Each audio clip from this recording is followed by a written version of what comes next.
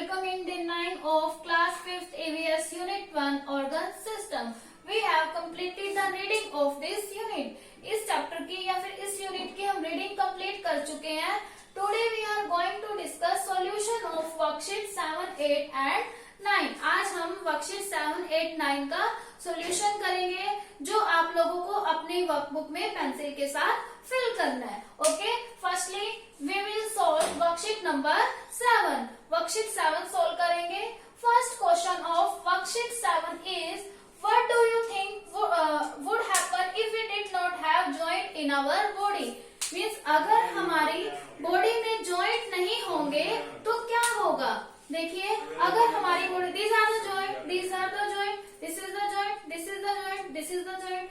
अगर हमारी बॉडी में जॉइंट नहीं होंगे तो हमारी बॉडी मूव नहीं कर सकेगी. Means without joint our body does not move या फिर कैन नॉट मूव. तो answer number 1, answer number 1 is if we या फिर if we did not have joint in our body, if we did not have joint in our body, we would not have been able to move. We would not have been able to move. Means हम move करने के able नहीं होंगे. अगर हमारी body में joint नहीं है तो हमारी बॉडी मूव नहीं कर सकती. Next question is, how is shoulder joint is an example of ball and socket joint? जो shoulder joint है वो ball और socket joint का example कैसे है. अब देखिए, ball और socket joint में क्या होता है, एक कप होता है, ठीक है, और एक बॉल होती है. कप के अंदर बॉल फिट हो जाती है तो हमारा शोल्डर, देखिए दिस इज शोल्डर, शोल्डर भी ऐसे है. एक यहाँ पे क्या होगा, एक कप और ये एक बॉल टाइप का होगा, उसके अंदर पूरा फिट हो जाएगा ऐसे. तो so this is example of ball and socket joint. Right क्या करेंगे, ball and socket joint. Socket joint have two bones.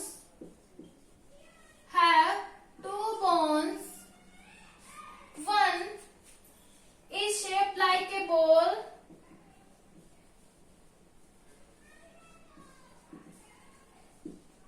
And other is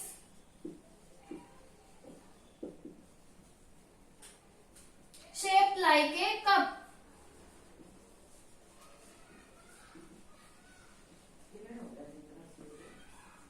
means क्या है, एक जो बोन है वो शेप किसकी तरह है, बॉल की तरह, और दूसरी जो है वो कप की तरह है. Our shoulder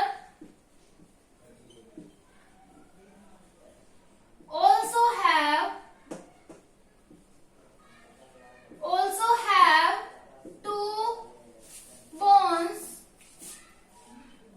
One is shaped like a cup and other is shaped like a ball. So this is an example of ball and socket joint.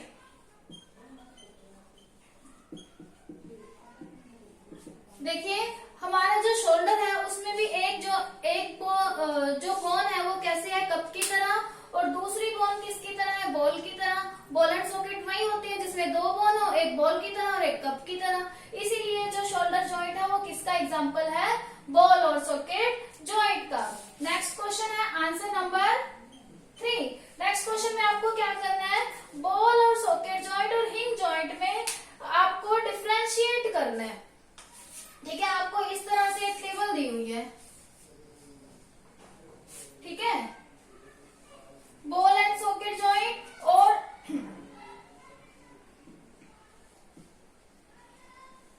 क्या है, हिंज जॉइंट. ठीक है, बॉल एंड सॉकेट जॉइंट और hinge joint. यहाँ पर आपको ये लिखना है कि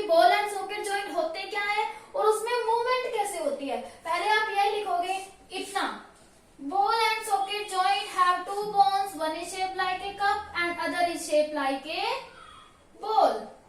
ओके, यहां से यहां तक राइट कर दोगे इसमें।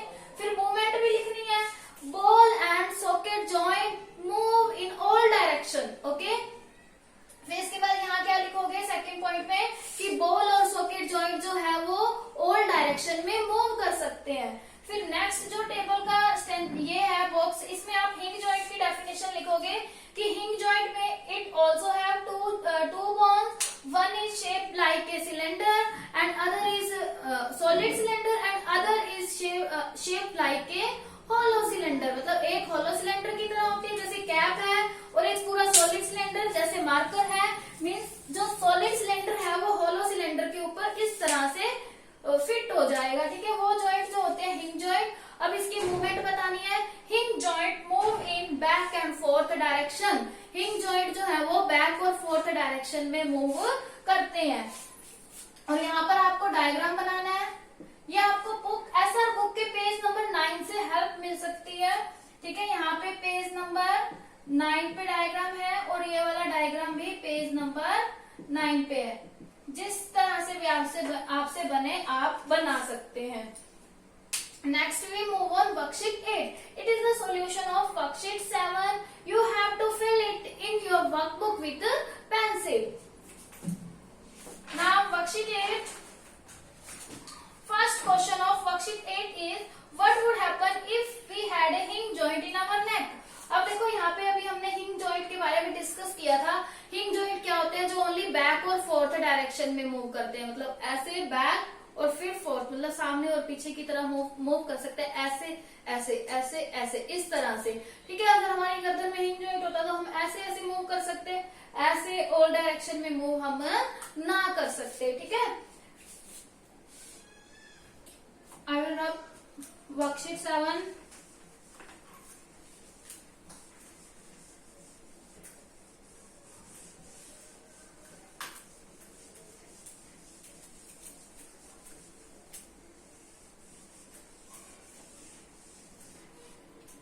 देखिए, if we had hinge joint in the neck, we would only see in two direction।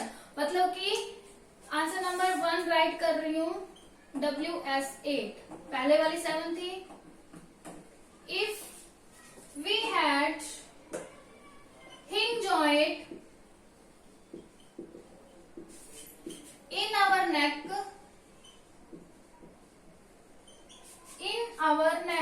then we would only see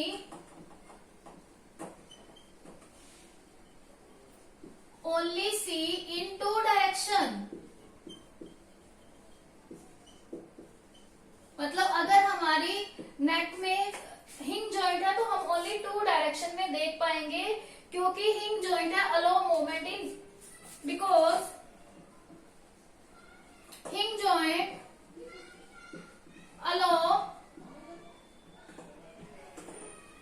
aloe movement only in back and forth direction। Back and forth direction. Okay, क्योंकि hinge joint only back and forth direction में movement allow करते हैं। सो हमारी नेक में अगर हिंग joint होता तो हम ओनली 2 डायरेक्शन में देख सकते, बैक एंड फोर्थ। अब इसका आंसर 2 है। आपको क्या है, एक स्केलेटन दिया हुआ है, इसमें आपको फिल करना है। आपको सभी पता है यहाँ पे क्या होता है, शोल्डर। तो यहाँ पे जो बॉक्स बना हुआ है शोल्डर के पास, वहां क्या लिखोगे, शोल्डर। शोल्डर में कौन से जॉइंट होते हैं, बॉल एंड सॉकेट जॉइंट। क्या फिल करने हैं आपको, जॉइंट करने हैं ना, तो ओनली जॉइंट ही लिखेंगे हम। शोल्डर के जहां पे शोल्डर है वहां क्या लिखोगे, ball and socket joint. Next देखिए, नेक है जहां पर, रफली बना लेते हैं यहाँ शोल्डर के पास।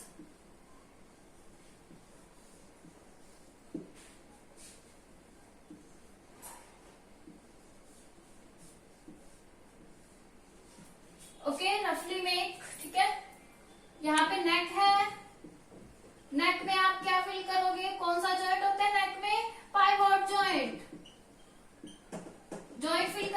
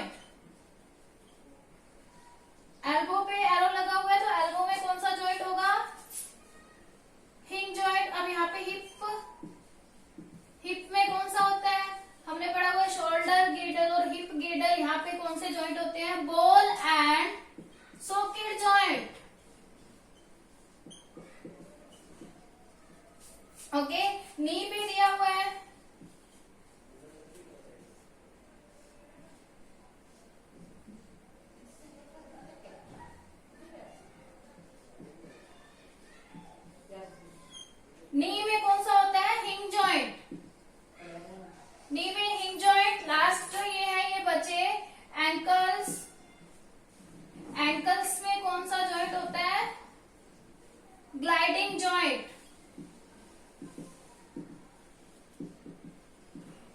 Late me see again. First shoulder के पास आपको दिया हुआ है, तो शोल्डर में ball and socket joint, neck में पाइवोट जॉइंट, एल्बो में हिंज जॉइंट, हिप में ball and socket joint, knee में हिंज जॉइंट, एंकल में gliding joint. This is the solution of worksheet 8। You have to fill in your workbook with pencil. Now we move on worksheet 9.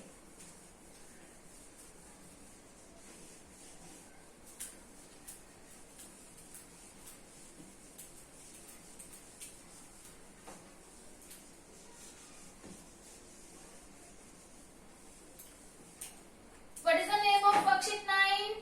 Skeletal system function. Skeletal system पे ही है ये worksheet भी। पहले joint पे थी, अब ये फंक्शन पे है। नेक्स्ट 2 क्वेश्चन मिक्स पे है, तो हम स्केलेटल सिस्टम ही लिख लेते हैं। फर्स्ट क्वेश्चन है right A short note importance of skeletal system.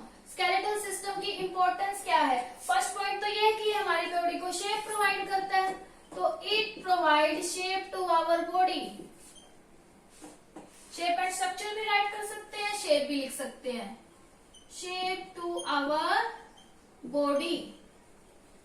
Okay, next is it protect the important internal organ. ये क्या है? हमारी बॉडी की इम्पोर्टेंट इंटरनल ऑर्गन को प्रोटेक्ट करेगा। It protect the important internal organ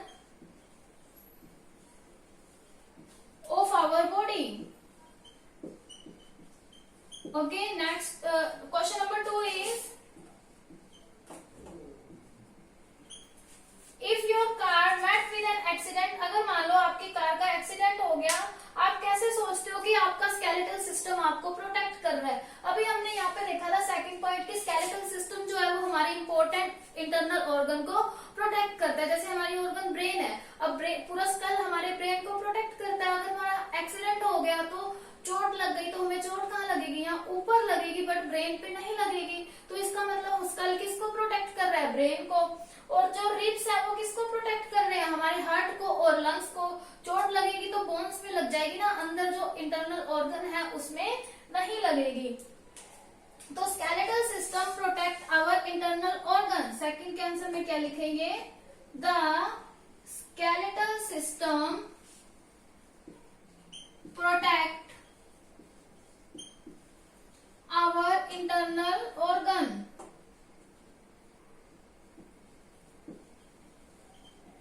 किस तरह से प्रोटेक्ट करते हैं? First, ribs protect our heart and lungs. ये सब हम पढ़ चुके हैं। Second is cranium protect our brain. Skull भी लिख सकते हैं, प्रोटेक्ट आवर ब्रेन। नेक्स्ट क्या है?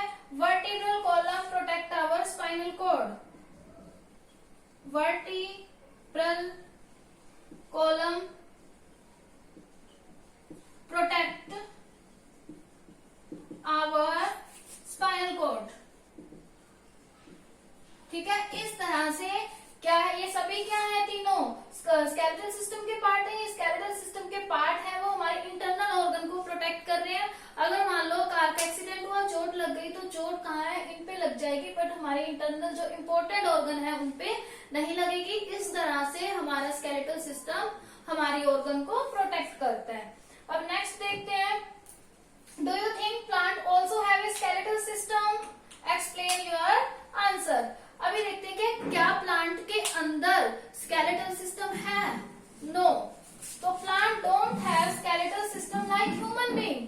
प्लांट में क्या है? ह्यूमन बीइंग की तरह स्केलेटल सिस्टम नहीं है।